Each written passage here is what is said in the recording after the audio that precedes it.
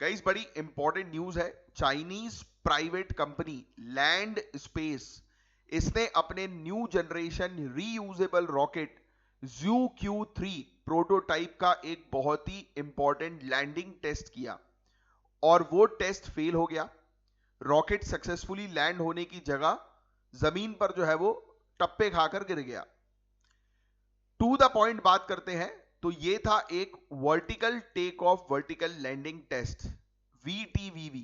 मतलब जिस तरह रॉकेट सीधे ऊपर जाता है उसी तरह वापस आकर सीधे खड़ा हो जाए, जैसे फैल्कन 9 करता है।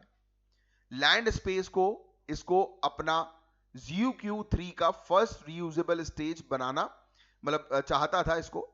प्रॉब्लम क्या थी कि रॉकेट का इंजन तो परफेक्टली काम कर रहा था, लेकिन लैंडिंग के टाइम लैंडिंग लेग्स में कोई इशू आया, जिसकी वजह से रॉकेट कंट्रोल खो बैठा और जमीन पर टप्पे खा के गिर गया। अब एक मिनट रुकिए, why are we even talking about a failed test? Why is reusability so important? तो गाइज स्पेस रेस का फ्यूचर इसमें है। जब आप एक रॉकेट यूज करके उसे समुंदर में गिरा देते हो ना, जैसे पहले होता था, तो अगले मिशन के लिए आपको पूरा नया रॉकेट बनाना पड़ता है। इमेजिन हर फ्लाइट के बाद नया बोइंग प्लेन खरीदना, समझे आप? तो रीयूजेबल रॉकेट जैसे फैल्कन 9 वही फर्स्ट स्टेज वापस लाता है। फ्यूल भरो और दोबारा लॉन्च करो, इससे लॉन्च का खर्चा 90% तक कम हो जाता है। चाइना का गोल है ग्लोबल स्पेस पावर बनना। उसके लिए जरूरी है कि वो सस्ते में तेज स्पीड से मिशन अपने कंप्लीट कर पाए। इसलिए लैंड स्पेस जैसी प्राइवेट कंपनीज को गवर्नमेंट सपोर्ट दे रही है। और ये फेलियर एक झटका जरूर है, बट ये दिखाता है कि ये टेक्नोलॉजी कितनी कॉम्प्लेक्स है। लैंड स्पेस कोई नया प्लेयर नहीं है गाइस, ये वही कंपनी है जिसने पिछले साल ZQ2 रॉकेट सक्सेसफुली लॉन्च किया था। ZQ2 जो है वो क्या है? तो चाइना का पहला रॉकेट जो methane liquid oxygen fuel use करता है।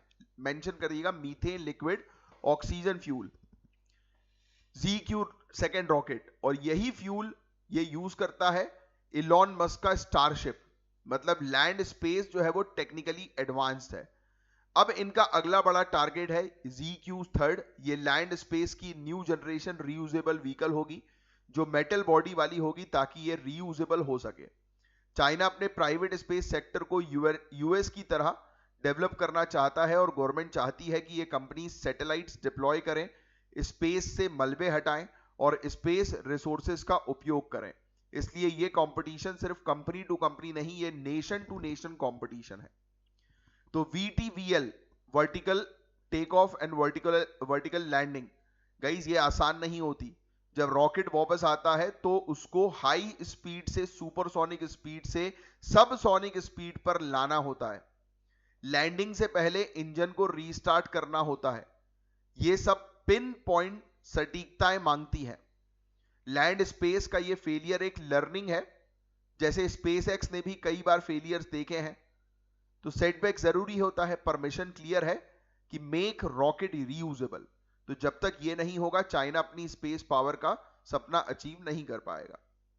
तो ये था एक बड़ी इंपॉर्टेंट अपडेट गाइस, जिसके बारे में एक अच्छी आपको जानकारी होनी चाहिए थी।